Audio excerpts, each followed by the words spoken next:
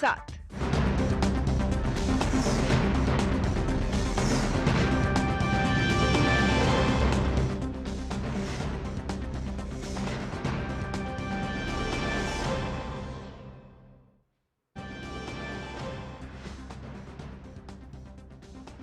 नमस्कार, आप देख रहे हैं डीडी न्यूज और आप मिड डे प्राइम लेकर हम हाजिर हैं इस वक्त की तमाम बड़ी खबरें समेट कर। आइए शुरुआत कर लेते हैं इस वक्त की हेडलाइंस के साथ। रूस के राष्ट्रपति व्लादिमीर पुतिन आज 2 दिन के दौरे पर पहुंचेंगे नई दिल्ली। पीएम मोदी के साथ होगी द्विपक्षीय मुलाकात। कल भारत रूस वार्षिक शिखर सम्मेलन में शामिल होंगे पुतिन।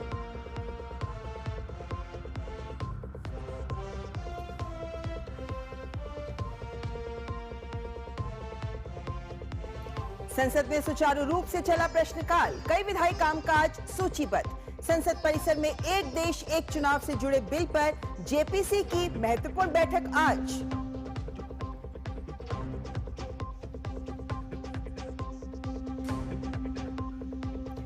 हरियाणा से लेकर बिहार तक एनआईए की छापेमारी। हथियारों की तस्करी के मामले में 22 ठिकानों पर तलाशी जारी।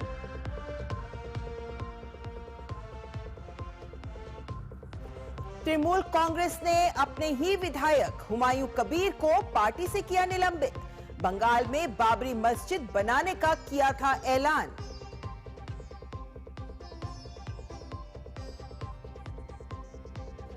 अर्थव्यवस्था के मोर्चे पर अच्छी खबर। रेटिंग एजेंसी फिच और एसएनपी ने वित्त वर्ष 2025-26 के लिए भारत की जीडीपी वृद्धि दर का बढ़ाया अनुमान दर।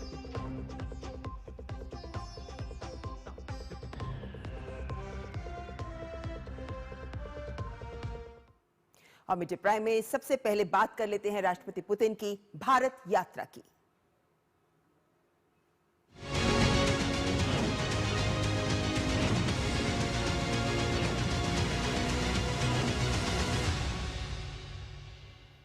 रूस के राष्ट्रपति व्लादिमीर पुतिन भारत की 2 दिवसीय राजकीय यात्रा पर आ रहे हैं, जहां वो 23वीं भारत रूस वार्षिक शिखर बैठक में हिस्सा लेंगे। ये दौरा दोनों देशों के रणनीतिक और द्विपक्षीय रिश्तों को नई मजबूती देने वाला माना जा रहा है। शिखर वार्ता के दौरान व्यापार, रक्षा, समुद्री सहयोग, ऊर्जा सुरक्षा और स्वास्थ्य जैसे कई अहम विषयों पर व्यापक चर्चा होने की उम्मीद है। पुतिन की ये यात्रा बदलते वैश्विक परिदृश्य के बीच भारत और रूस की साझेदारी को नई दिशा दे सकती है।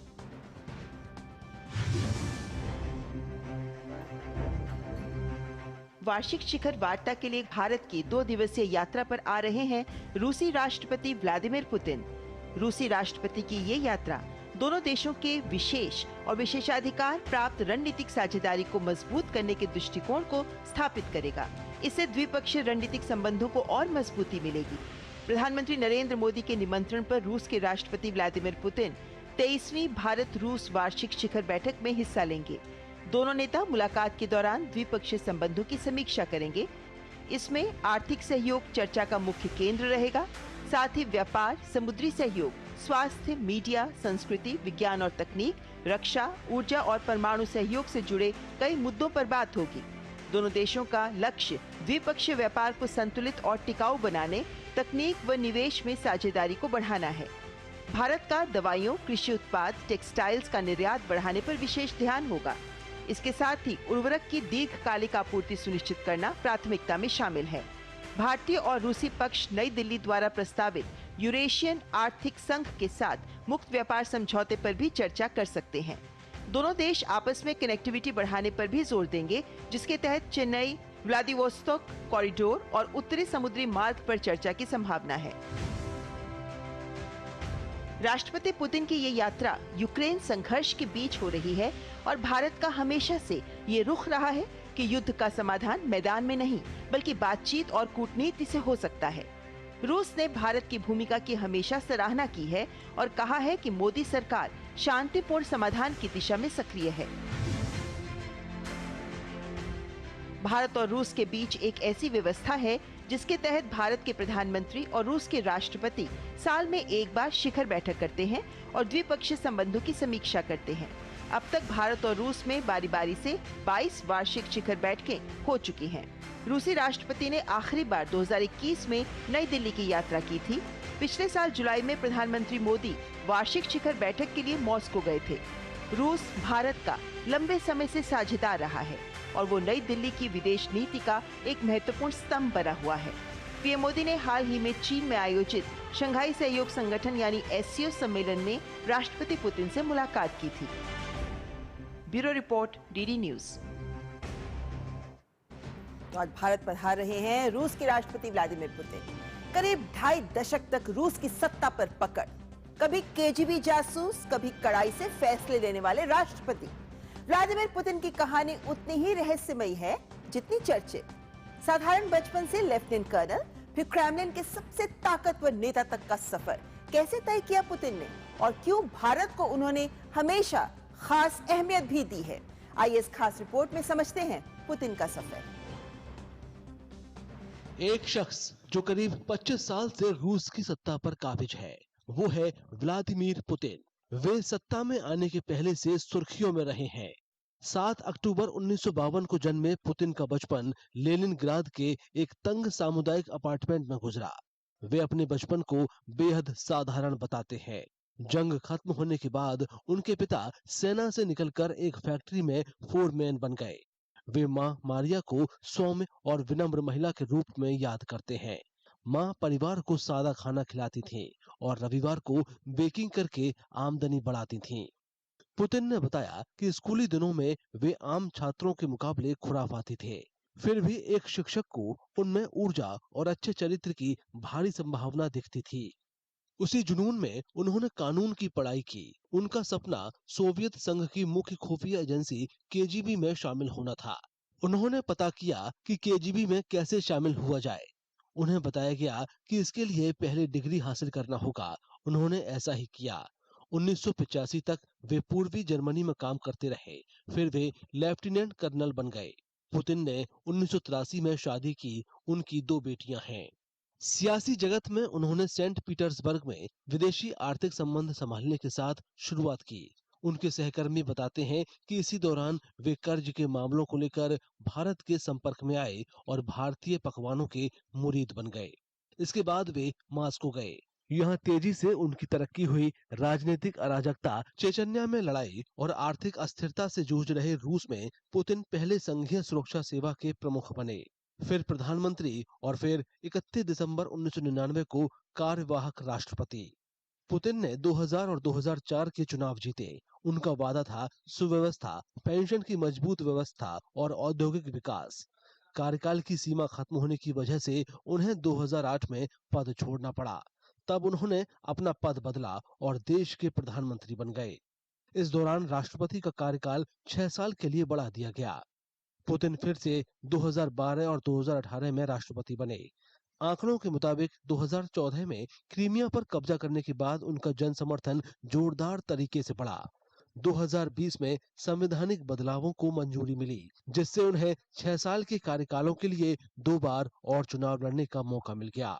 फिर आया फरवरी 2022, जब पुतिन ने यूक्रेन के खिलाफ खास सैनिक अभियान का ऐलान किया।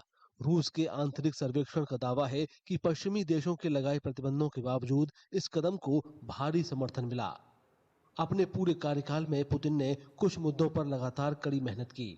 बड़ी सरकारी परियोजनाएं, सामाजिक समर्थन और लंबी अवधि के राष्ट्रीय योजनाओं के जरिए स्थिरता लाना। पूरे समय वे भारत को अहमियत देते रहे। उन्होंने एक बार कहा था कि रूसी नेता भारत के महत्व को कम करके आंकते रहे हैं। राष्ट्रपति के रूप में पहली भारत यात्रा के दौरान उन्होंने प्रधानमंत्री अटल बिहारी वाजपेयी के साथ रणनीतिक साझेदारी की थी।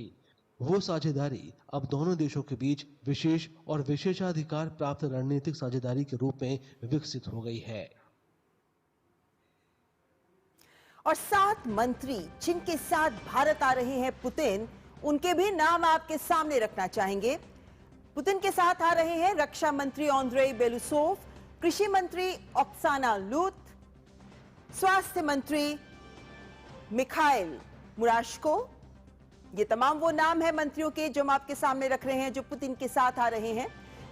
साथ ही उनके साथ आ रहे हैं परिवहन मंत्री आंद्रेई निकितिन, ये मंत्रियों का आना ये भी दिखाता है कि किस तरीके से इन विभिन्न क्षेत्रों में भारत और रूस के बीच में संभावनाएं प्रगाढ़ हैं, जिनको मूर्त रूप दिया जाएगा। और आर्थिक विकास मंत्री मैक्सिम रेशेतनिकोव भी इस डेलीगेशन का हिस्सा रहेंगे। साथ ही होंगे वित्त मंत्री एंटोन सिलुआनोव और गृह मंत्री व्लादिमीर कोलोकालसेव भी इस डेलीगेशन का हिस्सा हैं। तो ये 7 मंत्री हैं जो पुतिन के साथ आ रहे हैं।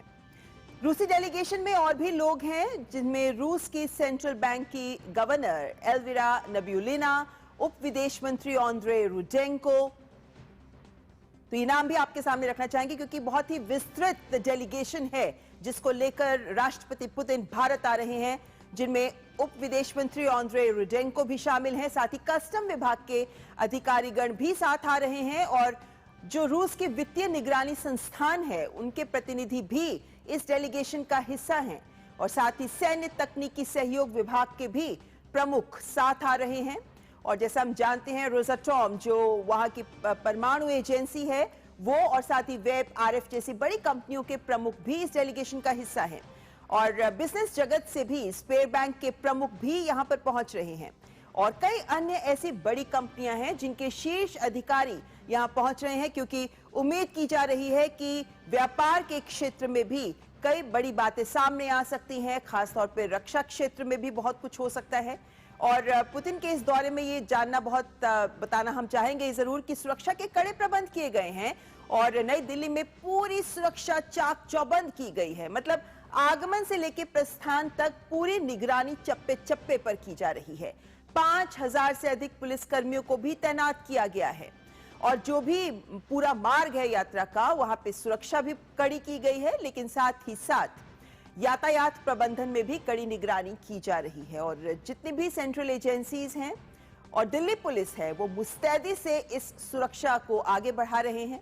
साथ ही ड्रोन रोधी प्रणाली का भी प्रयोग किया जा रहा है और बहुस्तरीय सुरक्षा घेरा है जो बनाया गया है ताकि राष्ट्रपति पुतिन को सर्वोच्च सुरक्षा मिल सके।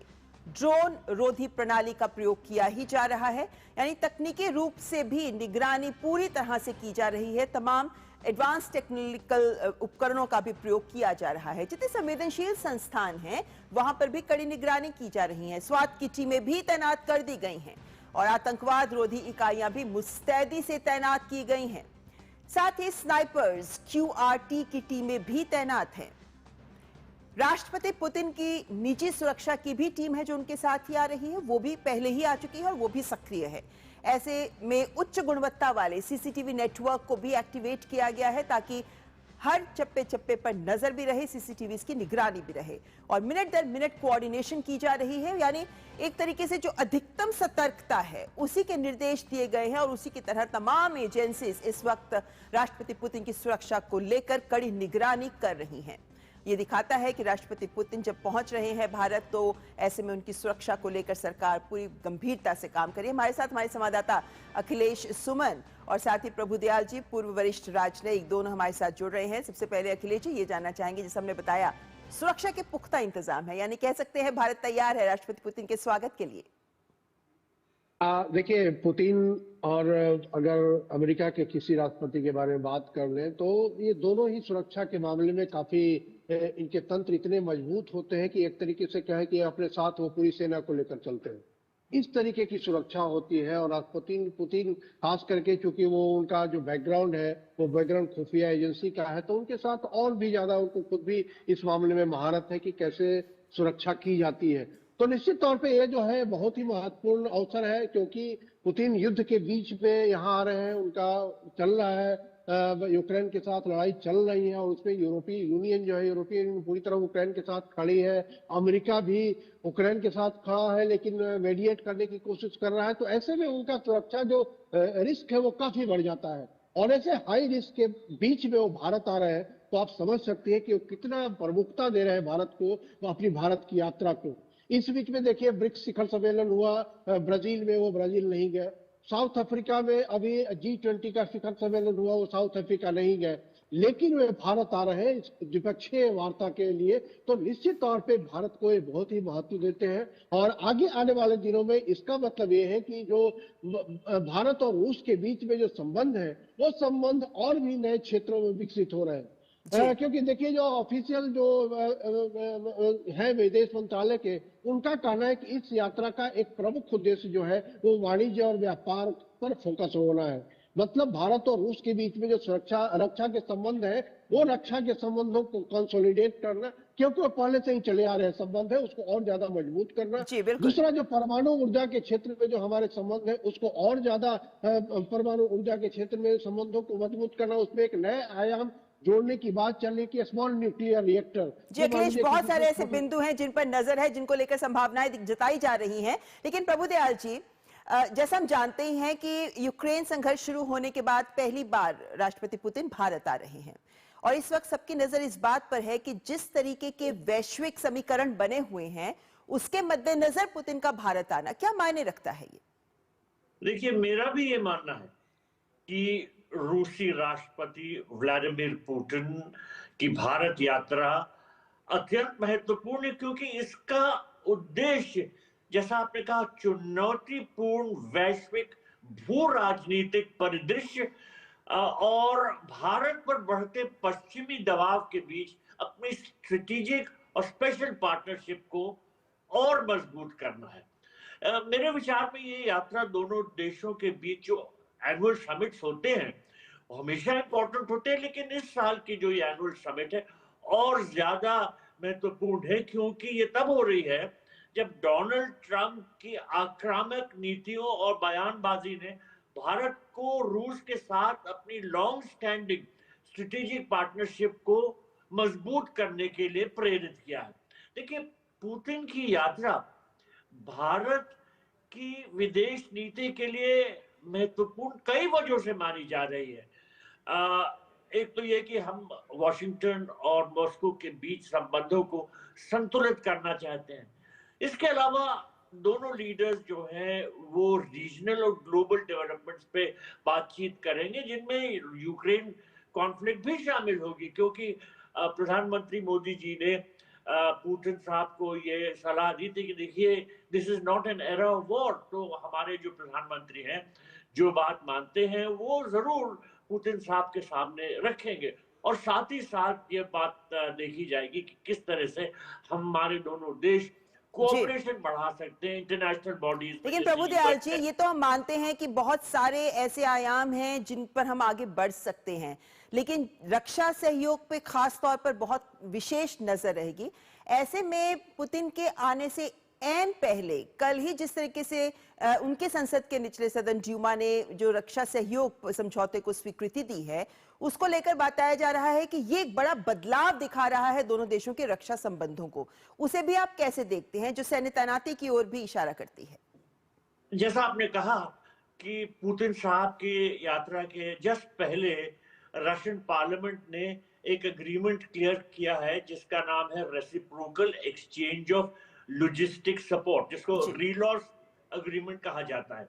तो ये एक बड़ा मेजर मिलिट्री लॉजिस्टिक्स पैक्ट है, जिसके तहत ये देखा जाएगा कि किस तरह से प्रोसीजर्स एस्टैब्लिश हो गए हैं कि दोनों देशों के बीच जो मिलिट्री फॉर्मेशंस हैं, वॉरशिप्स, मिलिट्री एयरक्राफ्ट, इनको किस तरह से भेजा जाए, बदलाव दिया जाए, और जो म्यूचुअल लॉजिस्टिक सपोर्ट को किस तरह से तंदुरुस्त किया जाए। तो मेरा ये मानना है कि एग्रीमेंट जो है, जो दोनों साइड के डिस्पैच ऑफ ट्रूप्स, इक्विपमेंट और लॉजिस्टिक्स को रेगुलेट करने की तरफ ये जोर देता है। और जो ये एस्टैब्लिश प्रोसीजर है, ये एक्सरसाइजेस के बीच में यूज होगा, और जब भी किसी तरह की जरूरत पड़ेगी, जैसे humanitarian add, disaster relief effort, किसी तरह से भी ये जरूरत पड़े दोनों देशों को एक दूसरे को अपने मिलिट्री सप्लाईज भेजने की, मिलिट्री शिप्स भेजने के लिए, एयरक्राफ्ट भेजने के लिए, तो तब ये काम आएगा।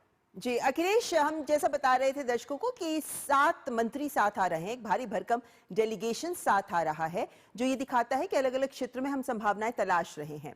लेकिन आज और कल के कौन से वो बड़े कार्यक्रम हैं जिनमें हमें कुछ न्यूज पॉइंट्स तो मिलेंगे ही, लेकिन साथ ही कुछ बड़े निर्णय भी सामने आएंगे?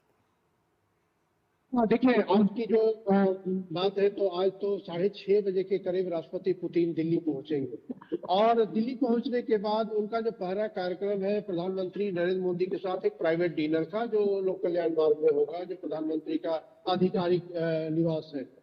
तो आज की ये दो प्रमुख बातें हैं जो कि लोग ध्यान में रखेंगे। हो सकता है वहां से कोई बयान निकले, हो सकता है वहां आगमन के बाद पुतिन एक कोई बयान दे। इस बात का हम सबको इंतजार रहेगा। रिपोर्टर के रूप में निश्चित तौर पे हम सारे लोग उस आसपास रहेंगे, लोक कल्याण मार्ग के आसपास भी और एयरपोर्ट के आसपास भी। कल जो महत्वपूर्ण है, कल जो प्रधानमंत्री का पुतिन का स्वागत किया जाएगा राष्ट्रपति भवन में।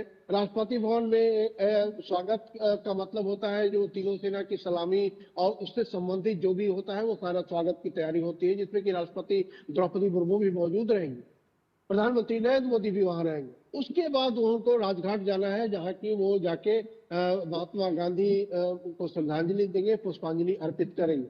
उसके बाद प्रधानमंत्री नरेंद्र मोदी के साथ हैदराबाद हाउस में एक बैठक है जो कि शिखर वार्ता जिसे कह सकते हैं, जिसमें कि डेलीगेशन लेवल की चर्चा होगी और उसके बाद कुछ हस्ताक्षर किए जा सकते हैं, कुछ समझौतों पर हस्ताक्षर किए जाते हैं। हालांकि ये समझौते अभी किन किन क्षेत्रों में हुए हैं इसकी तरफ कोई जानकारी नहीं दी गई है, क्योंकि आजकल विदेश मंत्रालय का ये रहता है कि जब तक फाइनल न हो जाए उसके बारे में विशेष जानकारी न दी जाए। लेकिन जो लगता है, जो मैंने संभावनाएं दिखती हैं, वो संभावनाएं ये है कि वाणिज्य और व्यापार को बढ़ाने के लिए, क्योंकि देखिए हमारा जो ट्रेड डेफिसिट रूस से बहुत ज्यादा है। अगर 67 बिलियन डॉलर का व्यापार है हमारा रूस के साथ, तो उसमें हमारा ट्रेड डेफिसिट बहुत ज्यादा है, हम बहुत ज्यादा एक्सपोर्ट नहीं करते हैं। तो ऐसे में भारत से एक्सपोर्ट को बढ़ाना ताकि रूस के साथ हमारा व्यापार संतुलन बने, और दूसरा कि रूस को जिन चीजों की जरूरतें हैं जो अन्य देशों से लेता है, वो भारत अगर उसे पूरा करता है तो ये जो है कि विन विन सिचुएशन दोनों के लिए होगा। एक विश्वास पर आधारित एक जो व्यापार है वह व्यापार स्थापित होगा, और इसके लिए लगता है कि रूस इसकी इच्छा रखता है, क्योंकि जिस तरीके का प्रतिनिधि मंडल है जिसमें कि कृषि से लेकर स्वास्थ्य से लेकर परिवहन से लेकर गृह से लेकर इन सारे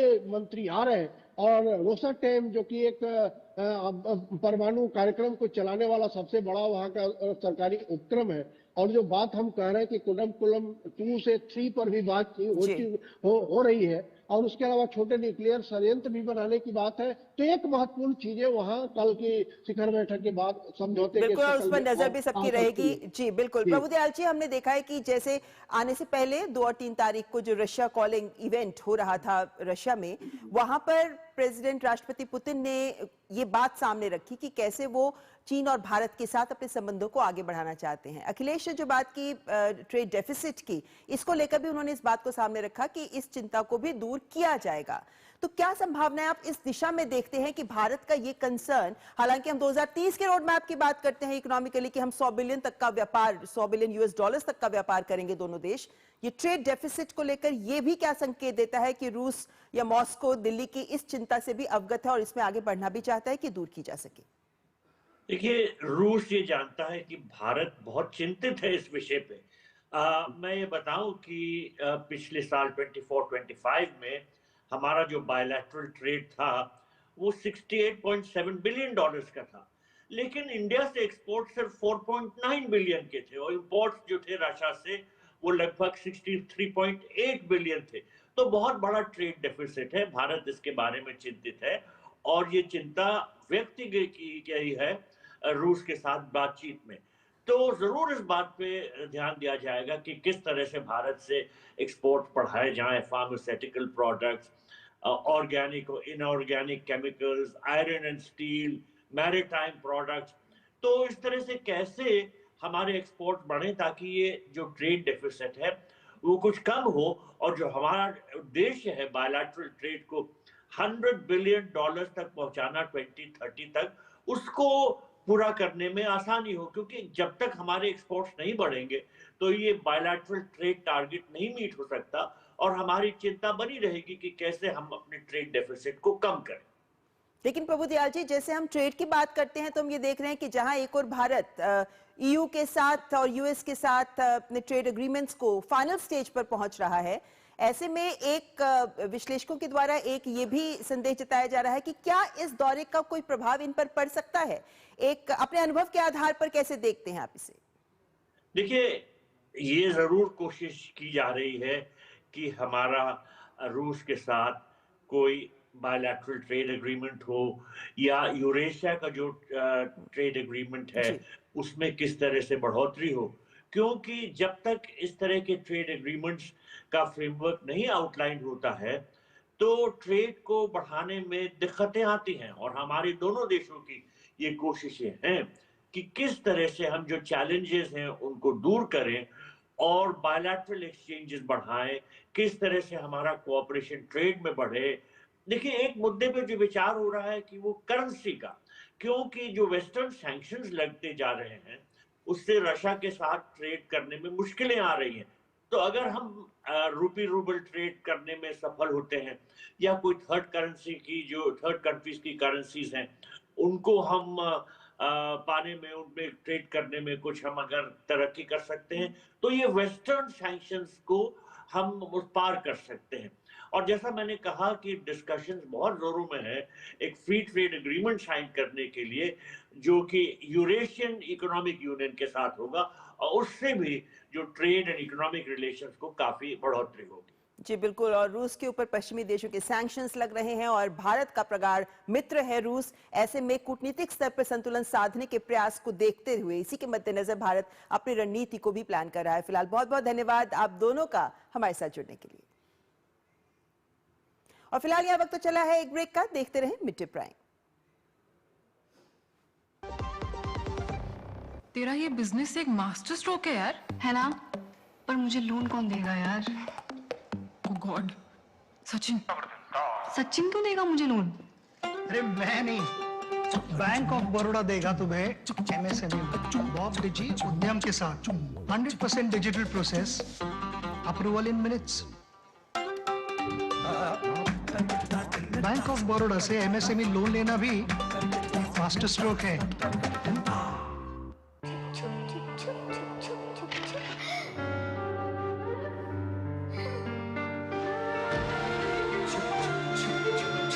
आ जाओ। Yes papa. जिंदगी किसी के लिए नहीं रुकती, हम भी आपको कहाँ रुकने देंगे। जिंदगी के हर मोड़ पर LIC है तो इंश्योर्ड है। LIC, हर पल आपके साथ।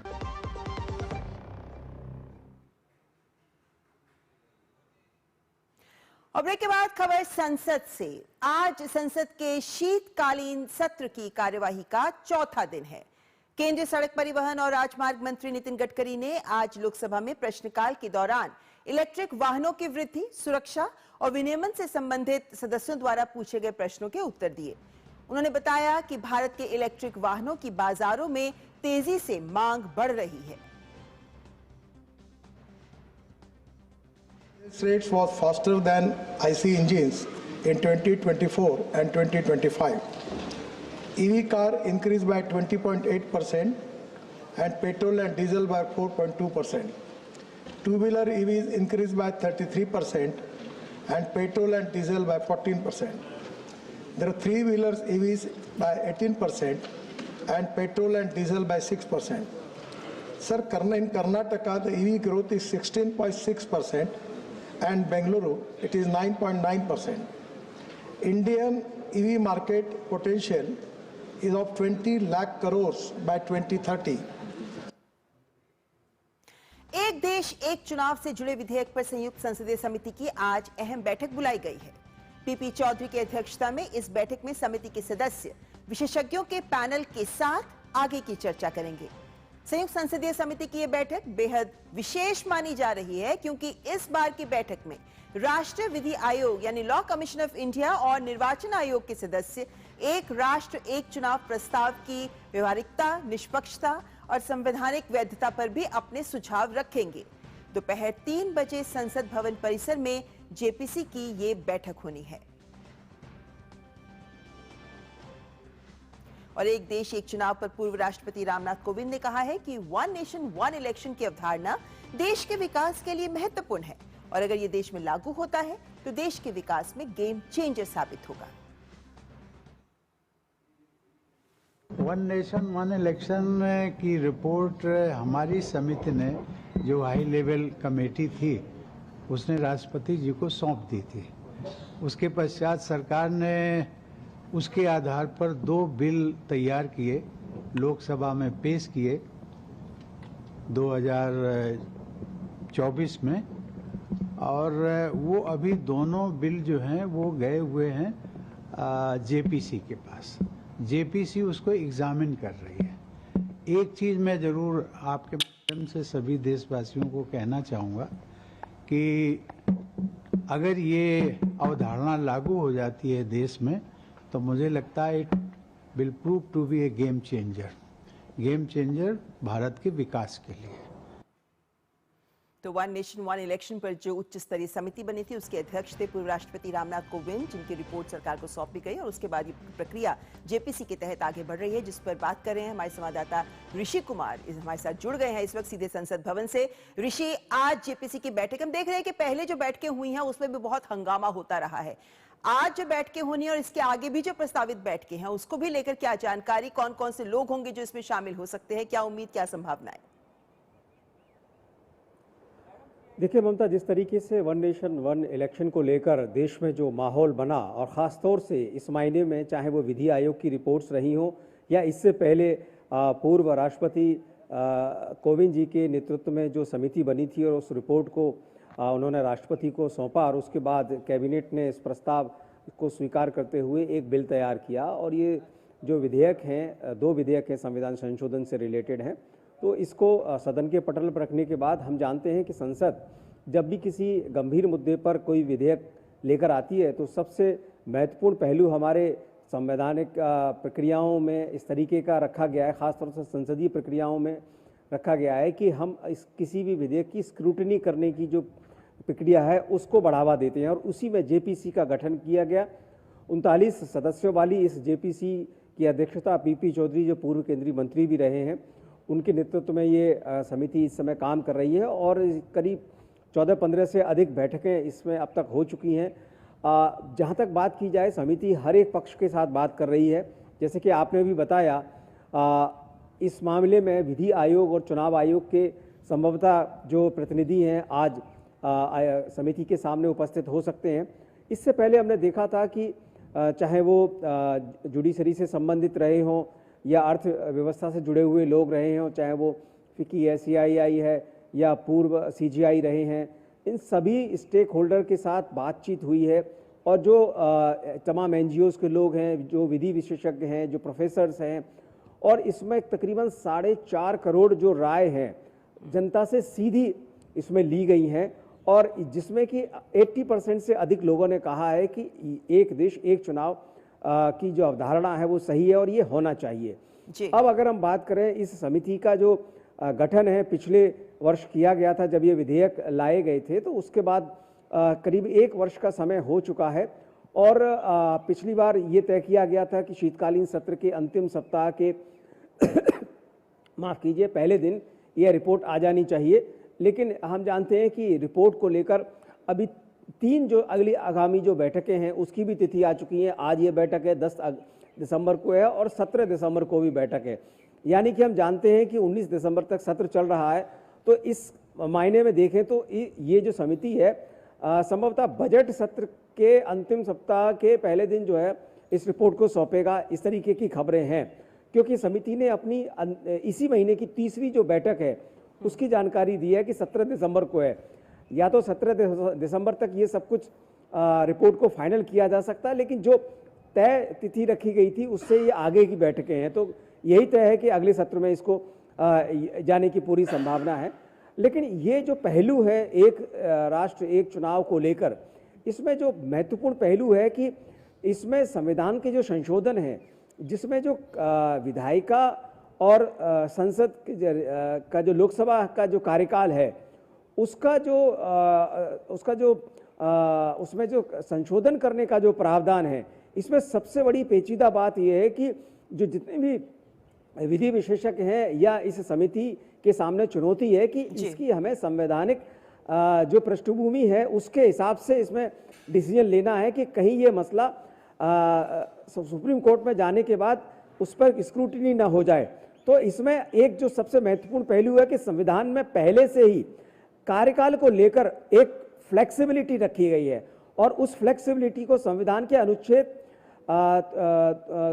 352 के तहत जो आंतरिक जो जिसे कहा जाए कि आपातकाल की जो प्रक्रिया है उसमें हम जानते हैं कि जो 5वीं लोकसभा थी, जिसमें कि कांग्रेस की जो नेता थी इंदिरा गांधी प्रधानमंत्री, उन्होंने कार्यकाल को बढ़ाया था आपातकाल लगाकर।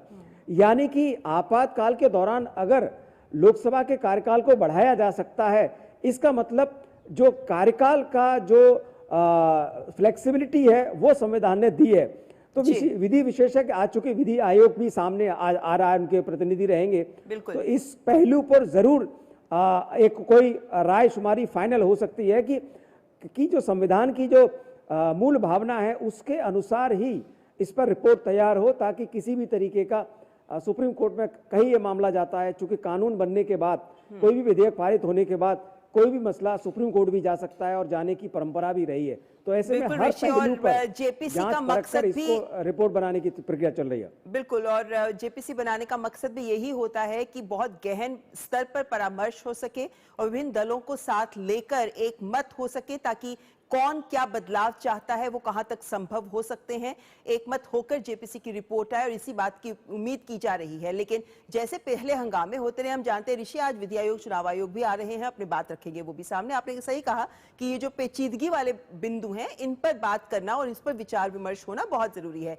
ये माना जा सकता है अब वो हंगामे वाला दौर हट गया है, क्योंकि अब आगे बढ़ चुके हैं हम काफी 15-16 बैठकों के बाद। तो अब जो बैठकें प्रस्तावित है, अगली 2 और बैठकें, उसके बाद कुछ निष्कर्ष पर पहुंचा जा सकता है।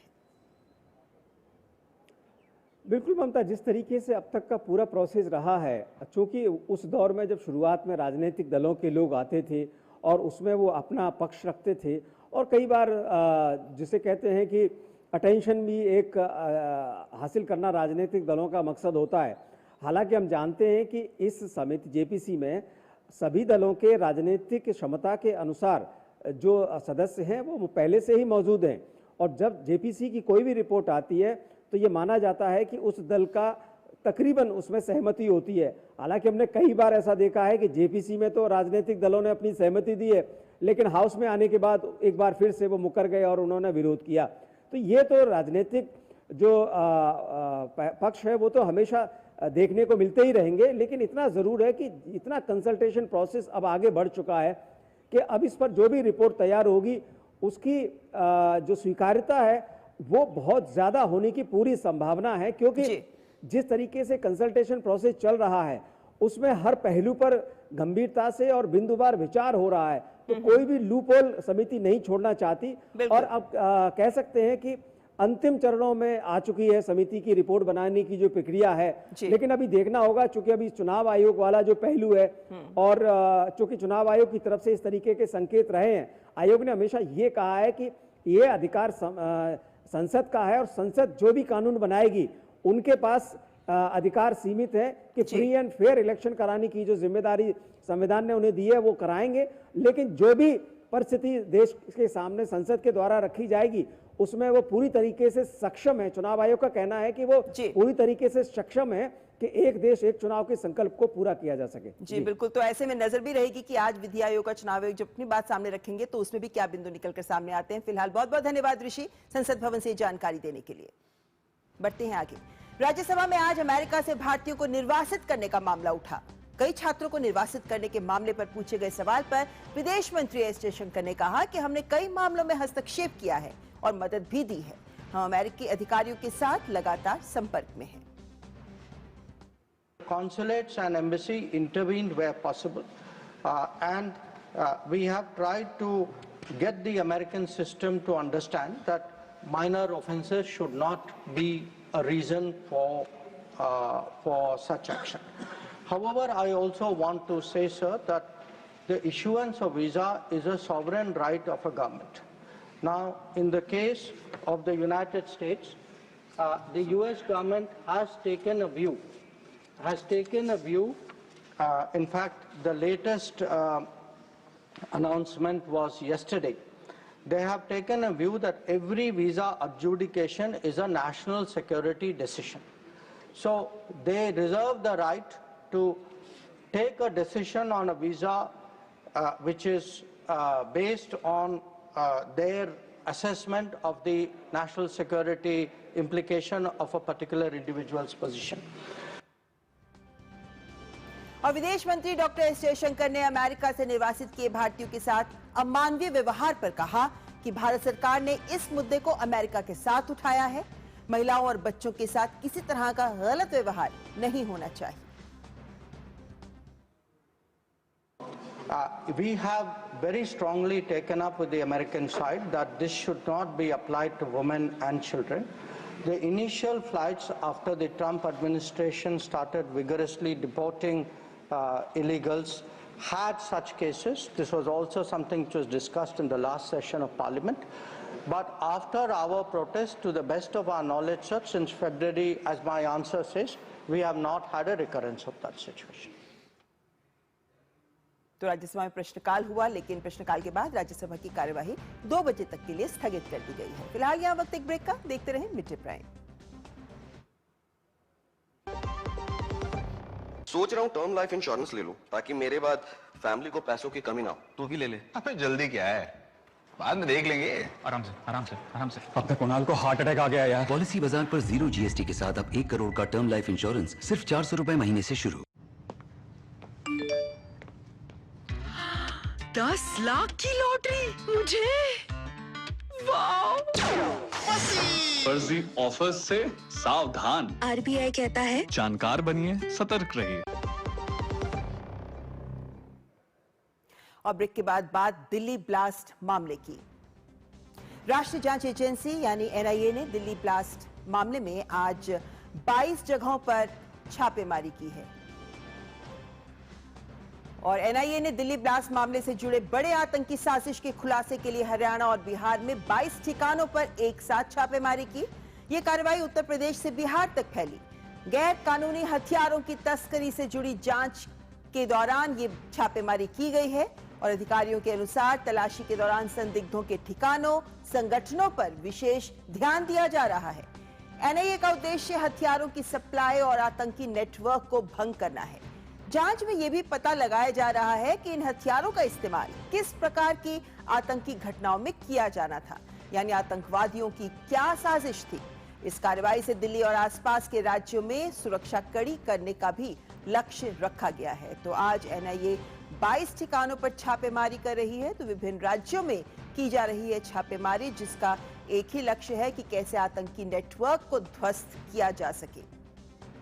इस वक्त हमारे संवाददाता नीरज सिंह जानकारी के साथ हमारे साथ जुड़ गए हैं। नीरज, क्या अपडेट मिल पा रहा है? क्योंकि ये भी एक साथ इतनी सारी जगहों पर छापेमारी होती है तो जाहिर है लक्षित जानकारी के आधार पर किया जा रहा है। देखिए, बिल्कुल जानकारी के आधार पर है ममता। आप देखें कि पिछले साल NIA ने ऑर्गेनाइज क्राइम को ख़त्म करने के लिए एक FIR दर्ज करी थी और उस FIR के बाद देश के अलग अलग राज्यों में छापेमारी की जो कार्रवाई है उसको अंजाम दिया था।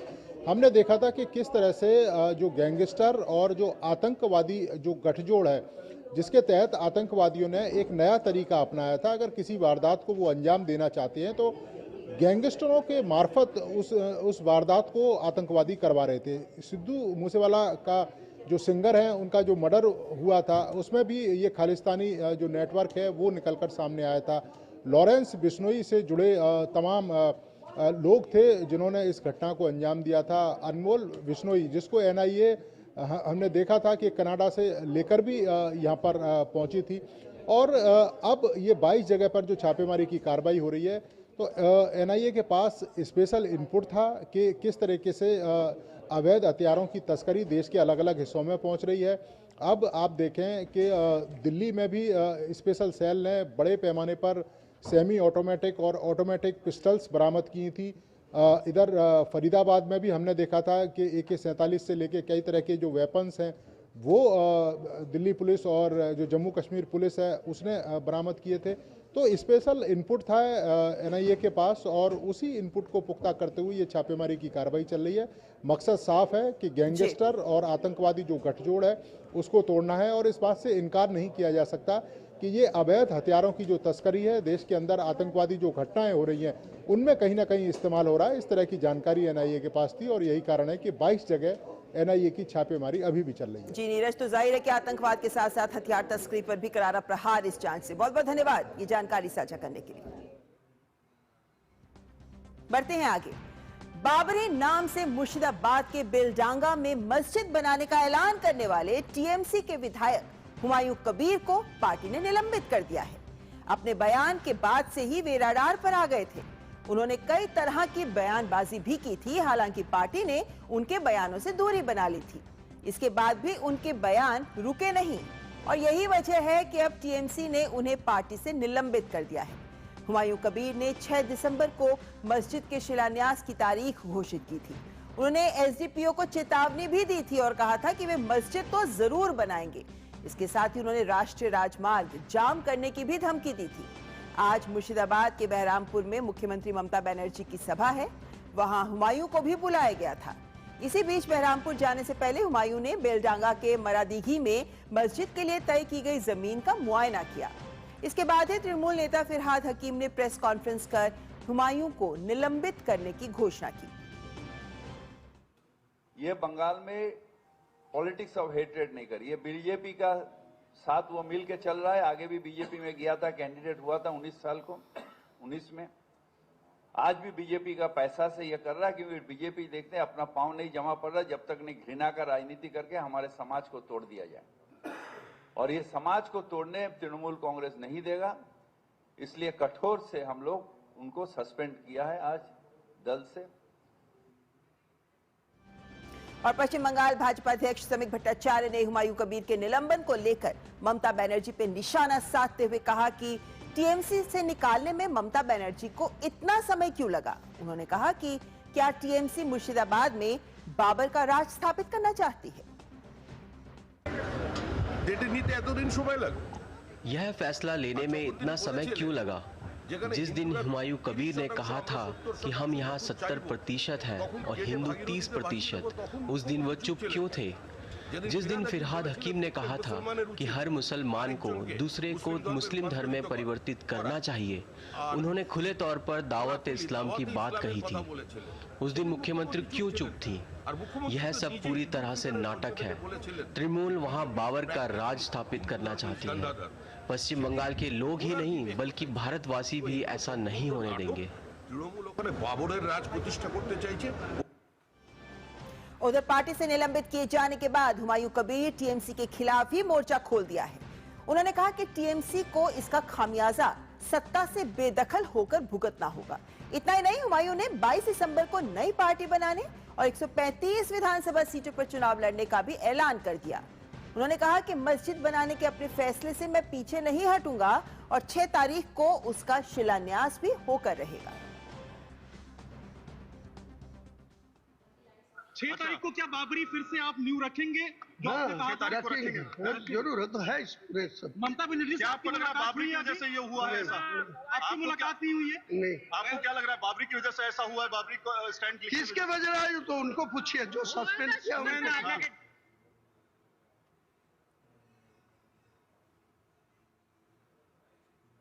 और इस खबर पर अब सीधे कोलकाता से हमारे संवाददाता सौरभ दत्ता हमारे साथ जुड़ रहे हैं। सौरभ, जिस तरीके से पूरी खबर अनफोल्ड हो रही है और आगे बढ़ रही है, उसको देखकर यही कहना पड़ेगा कि क्या कारण है कि बदले बदले से तेवर नजर आ रहे हैं ममता बनर्जी के। ममता जी देखिए, 2026 के विधानसभा के पहले, यहाँ पे चुनाव से पहले मुर्शिदाबाद जो है, मुर्शिदाबाद जिला वो रडार में आ चुका है, वो फोकस में आ चुका है। आज सुबह ही शुभेंदु अधिकारी ने एक दावा किया है, जो नेता प्रतिपक्ष बीजेपी के, उन्होंने ये दावा किया है कि मुर्शिदाबाद में तृणमूल का जो रिजल्ट है वो रिजल्ट काफी खराब होगा, वहां पे वो शून्य हो जाएगा, ऐसा ही उनका दावा है। और अभी देखिए मुर्शिदाबाद को लेके कितनी सारी बातें हो रही है। पहले तो ये हुमायूं कबीर है। हुमायूं कबीर ऐसा एक शख्स है जो कांग्रेस में थे, फिर कांग्रेस से वो तृणमूल गए थे, वो कांग्रेस गए थे, फिर बीजेपी, फिर वो तृणमूल में वापस आए।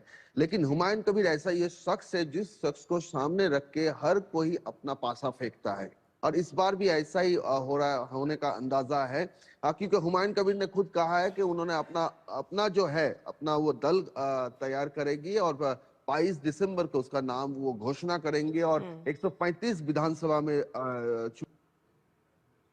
जी बिल्कुल सौरभ, जाहिर है कि हुमायूं कबीर अपनी बात पर अड़े हुए हैं, लेकिन टीएमसी से उनको फिलहाल निलंबित कर दिया गया है, लेकिन वो भी इस बात पर डटे हैं कि 6 दिसंबर को वो शिलान्यास करके रहेंगे। तो जाहिर है कि आने वाले वक्त में ममता बनर्जी के लिए क्या वो सरदर्द बन सकते हैं, चुनौती बन सकते हैं, या फिर टीम बी का काम कर सकते हैं, देखना होगा। फिलहाल बहुत बहुत शुक्रिया सौरभ हमारे साथ जुड़ने के लिए।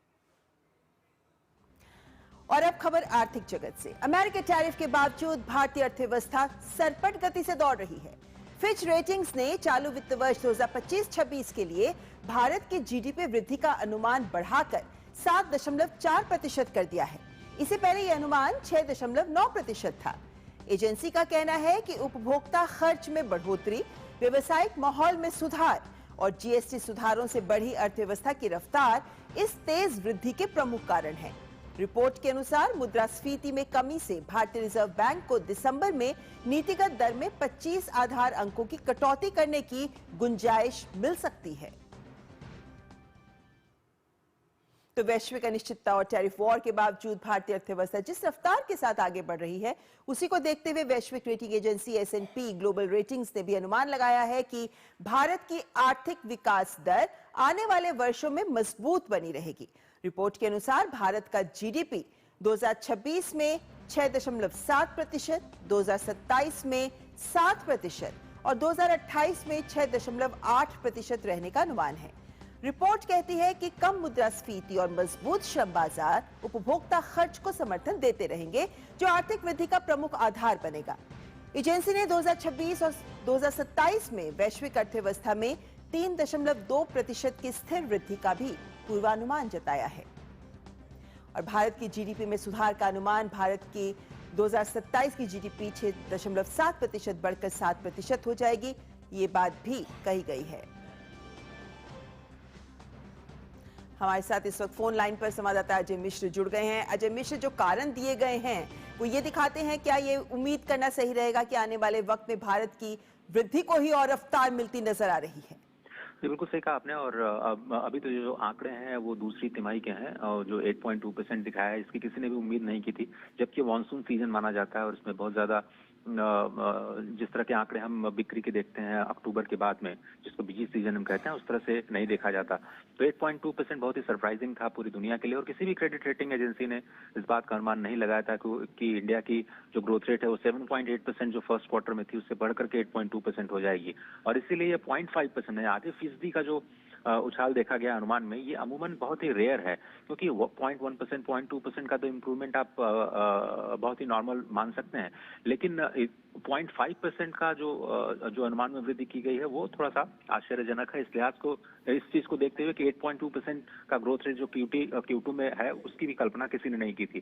तो उम्मीद ये जताई जा रही है कि जो जीएसटी रिफॉर्म्स है उसका असर अभी थर्ड क्वार्टर में आएगा, फोर्थ क्वार्टर में आएगा, क्योंकि H1 की तुलना में H2 यानी जो दूसरा हिस्सा होता है साल का, उसमें कंज्यूमर स्पेंडिंग भी बढ़ती है और सरकार की स्पेंडिंग भी बढ़ती है। और यही वजह लगता है कि जो फिच रेटिंग है उसने अनुमान में वृद्धि किया। और फिच रेटिंग ही नहीं, मुझे लगता है बहुत सारे और भी जो क्रेडिट रेटिंग एजेंसीज हैं जो भारत के जो अर्थव्यवस्था है उसकी तेजी को भांप नहीं पाई है, अब शायद अपने अनुमान में और संशोधन करते हुए नजर। बिल्कुल अजय, तो मजबूत आधार पर आगे बढ़ रही है भारत की अर्थव्यवस्था। बहुत बहुत धन्यवाद अजय जानकारी साझा करने के लिए।